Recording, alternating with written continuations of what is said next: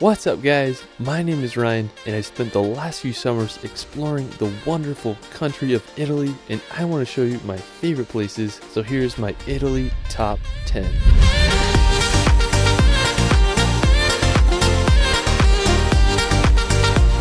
Italy has to be one of my all-time favorite countries. It's home to some of the world's most fascinating history, stunning towns, and pure Mediterranean vibes. From the jagged peaks of the Dolomites to the jaw-dropping coast of Sardinia, Italy has it all. Let's start this video off at the incredible Amalfi Coast. I have to say this is one of the most beautiful places, not just in Italy, but all of Europe. The Amalfi Coast is located in southern Italy, about a 3-hour drive from Rome. It's just hard to believe this place exists. Now, one of the most well-known towns on the Amalfi Coast is Positano. When you see this place in real life, you won't believe it. It's hard to beat the backdrop of the mountains filled with colorful villas against the Mediterranean Sea filled with boats and yachts. If you can handle the skinny roads, I definitely recommend just driving along the whole entire coastline and seeing all the beautiful towns. One notable place on the coast is the city of Atrani. It's one of the best preserved medieval towns on the Amalfi Coast. If you want a more adventurous activity, you can take a hike on the Path of the Gods. Special thanks to my friend Logan Armstrong for helping me out with footage. He has an awesome vlog of the Amalfi Coast that I'll link in the description below.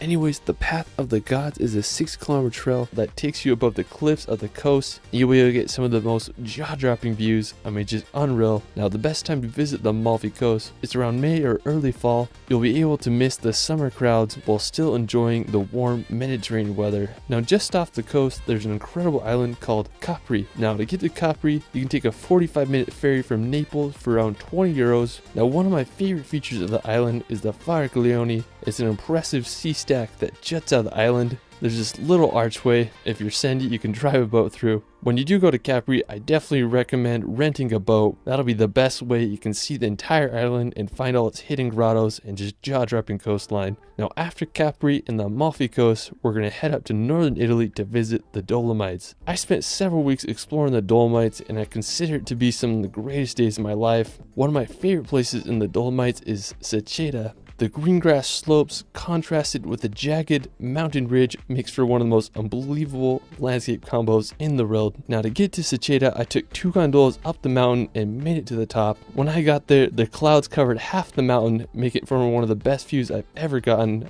Places like this just really spark your imagination and make you feel like a kid again. I hope everyone can witness the power of Seceta at least once in a life. Now, another magical place nearby is Alpe dei Susi. It's home to the largest high alpine meadow in Europe. The backdrop of the Sassolungo mountain with the farm huts creates a scene straight out of a dream. Another must-visit place in the Dolomites is Trecimi di Lavaredo. Now, I love this place so much. I spent 4 days exploring the area. There's just so much to see here. The Dolomites will have a special place in my heart, and I hope you all can visit them one day. Now, after hiking the Dolomites, we're going to head over to Lake Como. Now, located at the base of the Alps, Lake Como is a sight to see. The lake is shaped like an upside-down letter Y, and it's known for its picturesque scenery and luxury villas. Lake Como has been named one of the world's most beautiful lakes, and I totally understand why. Now, when you're there, you can walk the streets of Bellagio or take a ferry to the other lakeside villages. Celebrities such as George Clooney have villas here. Hey, if I had the money,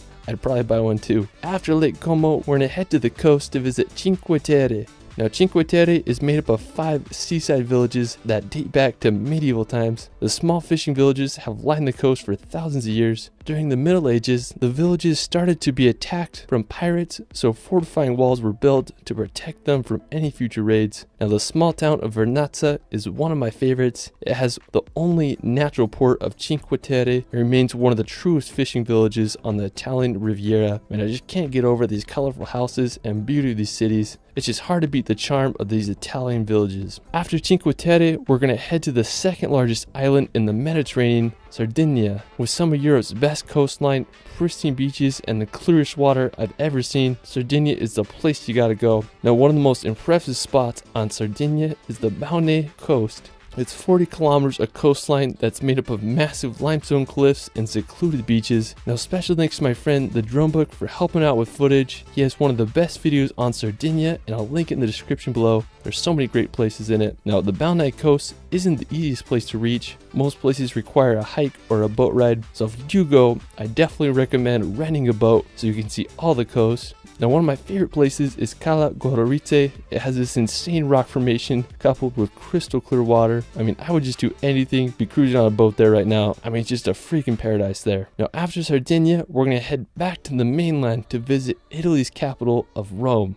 Now, Rome may be one of the most famous and iconic capitals in the world. Its history spans over 28 centuries, with its founding taking place in 753 BC. Ancient Rome's architecture stands today and draws millions of tourists each year. One of the most well-known structures of the capital is the Colosseum. It's this oval-shaped amphitheater that was completed in 80 AD. It was the largest amphitheater built and could hold anywhere from 50 to 80,000 spectators. You can just marvel its structure from the outside or take a guided tour to witness the interior. One of my favorite attractions is the Trevi Fountain. It's a Baroque-styled fountain that was built in 1762. I mean, there's just so much to see in Rome. I hope you can all visit it one day. After Rome, we're going to head south to visit the region of Puglia. Now, located on the boot hill of Italy, Puglia is a region famous for its whitewashed towns and magnificent coastline. One of my favorite places in Puglia is Pugliano a Mare. It's a stunning town right on the Adriatic coast. What I love about it is how the city is built right on the sea cliffs. I mean, they're just on there so perfectly that it looks like they're gonna fall off. There's some restaurants built into the caves on the sea cliffs. I mean, just such a cool spot.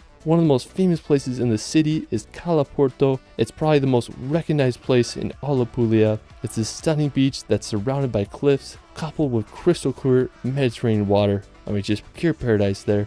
Afterwards, we're going to head to the island of Sicily. Now, Sicily is the largest island in the Mediterranean. It's just full of culture and fascinating history. One of the most impressive places on the island is the Valley of the Temples. Located in the town of Agrigento, it's one of the world's most stunning examples of Greek architecture. There were 7 temples built here by the Greeks in the 5th century BC. Unfortunately, they were burnt down by the Carthaginians, but rebuilt by the Romans 4 centuries later. One of the most well-preserved is the Temple of Concordia. It features the classic Greek pillars, and it just makes you wonder what this must have looked like when it was first built. While we're still in Sicily, we're going to head over to the city of Catania. What's crazy about Catania is that it lies at the base of the massive Mount Etna volcano, which is 3,326 meters tall. It's one of the world's most active volcanoes. I'm just wild to see the ash shooting out the top. I mean, what a crazy yet beautiful city. Afterwards, we're going to head up north to the incredible region of Tuscany. Now, located in central Italy, Tuscany is known for its landscapes, history, and artistic legacy. I mean, I've been obsessed with Tuscany ever since I've seen The Gladiator. It's a land full of rolling golden hills dotted with countless little hilltop towns. I mean, it'd just be so cool to retire here and live on a Tuscan farm. One of my favorite cities in Tuscany is San Gimignano. Now, San Gimignano is a stunning medieval city perched upon a hill. One of the most iconic features of the city is the medieval watchtowers. Currently, there are 14 watchtowers still standing, but during its prime, there were over 72 towers, with the highest being 230 feet tall. The towers were built as a result of competing families who wanted to build the tallest and most grand tower. I can't imagine how it must have looked like back then. I guess you could say it was the Manhattan of the Middle Ages. San Gimignano's medieval vibe has been untouched throughout time and has become one of the most popular medieval locations in all of Italy.